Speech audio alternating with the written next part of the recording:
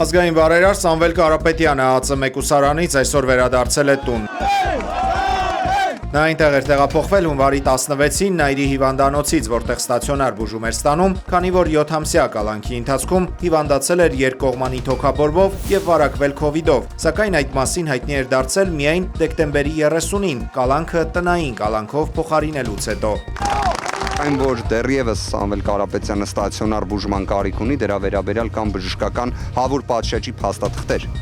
Դրանում երկրորդ կարծիք չկա։ Մեխանիզմները կհասկանանք, որովհետև ի վերջո այստեղ միայն մեր ցանկությունը չէ, այնպես է ստացվել, որ ստացվում է նույն քննիչը եւ դատախազը պետք է որոշում կայացնեն անձի պատշաճ բժշկական օգնության վերաբերյալ։ Տեսնենք ինչ որոշում են կայացնելու։ Բայց մի բանն է ամենահստակը։ Սամվել Կարապետյանը առողջական խնդիրներ որպես այդպեսին չի ունեցել մինչև 2025 թվականի հունիսի 18-ը։ Այն ինչ տեղի է ունեցել Սամվել Կարապետյանի նկատմամբ նույն թոքաբորբը, նույն ֆիբրոզը, նույն կորոնավիրուսային համավարակը, մենք այդտեղ տեսնում ենք ուղիղ դիտավորություն իրավասու պաշտոնյաների եւ նաեւ քաղաքական պաշտոնյաների կողմից Սամվել Կարապետյանի առողջության նկատմամբ ոտնձգության տեսանկյունից։ Սամվել Կարապետյանի տնային կալանքը 17-րդ օրն ընդհատվեց, քանի որ վերաքննիչ հակակոռուպցիոն դատարանը բեկանել էր հայ գործարարի տնային կալանքի որոշումը եւ իրավապահները Կարապետյանի հետևից հիվանդանոց էին գնացել ու տեղափոխել նրան ԱԾ։ Հայաստանի Հանրապետությունում մենք ունենք ընդհանուր առմամբ մարդասիրության ճգնաժամ։ Այն, որ մեզ մոտ քաղաքական հետապնդումները, այն, որ քաղաքական բանտարկյալների թիվը իսկապես ռեկորդային է, դա արդեն հայտնի է բոլորին, բայց մենք ունենք նաև մարդասիրության ճգնաժամ։ Այն, ինչ տեղի ունեցավ 2026 թվականի հունվարի 16-ին, երբ Սամվել Կարապետյանը գտնվում էր բժշկական կենտրոնում, իր հիվանդասենյակում եւ այդ պայմաններում քննիչի եւ դատախազի գործողությունների, ինչպես նաեւ վերաքննիչ հակակոռուպցիոն դատարանի, որը ամբողջությամբ տեղավորվում է քաղաքական հետապնդման այս աբսուրդի մեջ, գալիս են եւ ներերակային ներարկումը ընդհատում են փաստացի, բայց այստեղ պետք է անկեղծ լինեմ, որ հենց ինքը Սամվել Կարապետյանը գտնվելով հիվանդասենյակում, երբ տեսավ ոստիկաններին, իր առաջին գործողությունը այն էր, որ ինքը հենց նաեւ անջատեց համապատասխան սարք։ Հենց ինքը եւ ասեց գնացինք։ Մինչև Կարապետյանը տեղափոխվում էր ԱԾ, այդ նույն օրը հունվարի 16-ին հակակոռուպցիոն դատարանը քննում էր դատախազության բողոքը Կարապետյանի կալանքը տնայինով փոխարինելու դեկտեմբերի 30-ի որոշման դեմ։ 14-ժամյա դատական նիստի ավարտին դատավոր Վահե Դոլմազյանը մերժել էր դատախազության միջնորդությունը եւ անփոփոխ թողել Կարապետյանի տնային կալանքի որոշումը։ Նաեւ վերացրել էր հրապարակային խոսքով հանդես գալու սահմանափակումը։ Շատ կարևոր բացահայտում ունեմ անելու, հարգելի գործընկերներ, շատ հետաքրքիր։ Հիշում եք, մենք ունենք 53 քննիչներից բաղկացած քննչական խումբ։ Երբ կալանքի միջնորդությունը ներկայացնում են, այսինքն տնային կալանքի միջնորդությունից հրաժարվում են եւ ներկայացնում են նորից կալանքի միջնորդություն, երբ ծանոթանում են գործի նյութերին, բարձվում է ինչ։ Ուրեմն քննչականը եւ դատախազությունը ասում են շատ ինտենսիվ գործողություններ դեռ ունենք անելու, բայց 53 քննիչներից բաղկացած խումբը այլևս 22 քննիչներից է բաղկացած։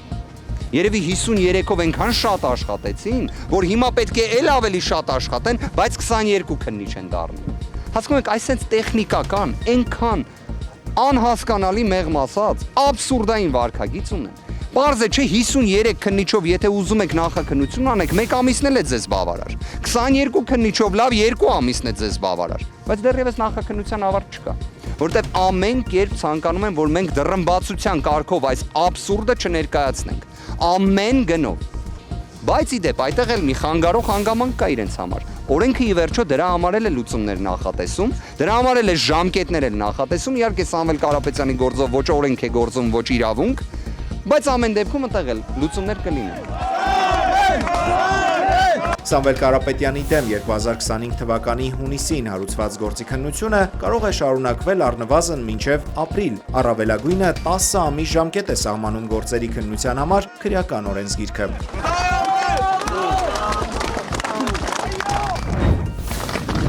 Չարենցավանի Սուրբ Փրկիչ եկեղեցում մատուցվող պատարագին Նիկոլ Փաշինյանին ուղեկցել են իշխանական մի քանի պատգամավորներ եւ Չարենցավանի համայնքապետ Հակոբ Շահգալզյանը։ Չարենցավանում Փաշինյանին եւս ծափարություններով են դիմավորել։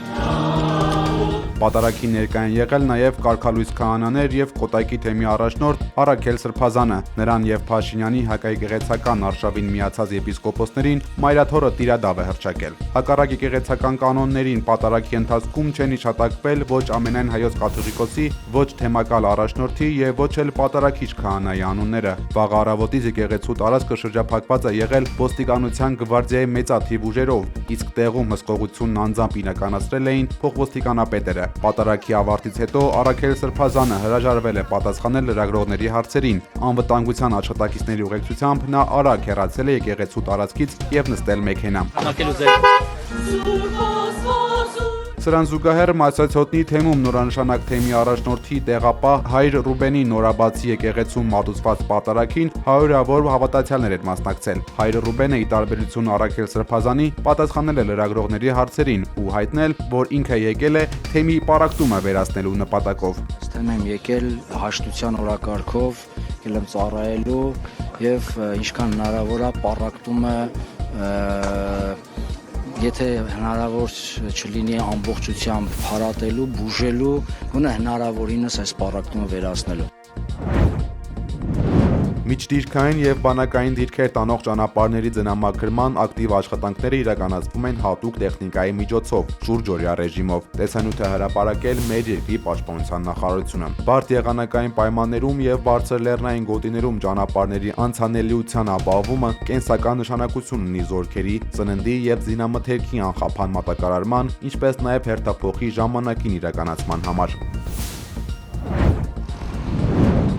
Իրանի իշխանությունները պատրաստվում են մինչև 2026 թվականի ավարտ երկիրը ամբողջությամբ անջատել համաշխարհային ինտերնետից, գրում է Guardian պարբերականը։ Ազատ մուտքը դեպի համացանց կդառնա պետական արտոնություն, որից կկարողանան օգտվել միայն պաշտոնյաները, ուժայինները եւ հատուկ ստուգում անցած անձինք։ Շարքային քաղաքացիների համար հասանելի կլինի միայն ազգային ինտերնետը, ներքին ցանց, որը լիովին վերահսկվում է պետության կողմից։ Այս տեխնոլոգիական մոդելը, որը ենթադրաբար մշակվել է Չինաստանի օգնությամբ, թույլ է տալիս իշխանություններին ճնշել բողոքի ցույցերը եւ լիակատար վերահսկողություն հաստատել տեղեկատվական հոսքերի վրա։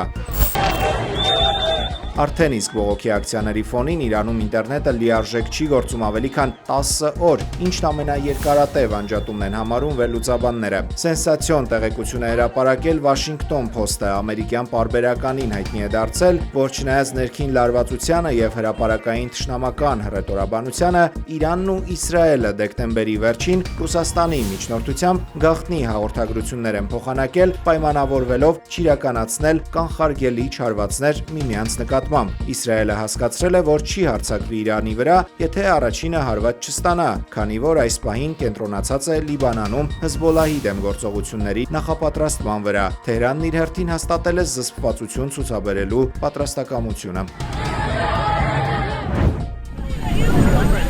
ԱՄՆ նախագահ Դոնալդ Թրամփը հայտարարել է, որ 2026 թվականի փետրվարի 1-ից եվրոպական մի շարք երկրներից, այդ թվում Ֆրանսիայից, Գերմանիայից, Միացյալ Թագավորությունից եւ Դանիայից ներկրվող բոլոր ապրանքների համար կսահմանվի 10% մաքսատուրք։ Թրամփի խոսքով հունիսի 1-ից այդ տուրքը կբարձրանա մինչև 25% եւ կգործի այնքան ժամանակ, մինչև չկնքվի Գրենլանդիան գնելու գործարքը։ Սպիտակ տան ղեկավարի պնդմամբ Ամերիկան տարիներ շարունակ սուբսիդավորել է Եվրամիության երկրներին եւ հիմա մեջբերում Դանիային նույն ձևով պատասխանելու ժամանակն է։ Թրամփը շեշտել է, որ աշխարհի խաղաղությունը վտանգված է, քանի որ Չինաստանն ու Ռուսաստանը ցանկանում են տիրանալ Գրենլանդիային, իսկ Դանիան ի վիճակի չէ պաշտպանել այն։ Ըստ նրա, սա միակ ճանապարհն է կանխելու այլ գերտերությունների մուտքը ռազմավարական կարևոր նշանակություն ունեցող կղզի։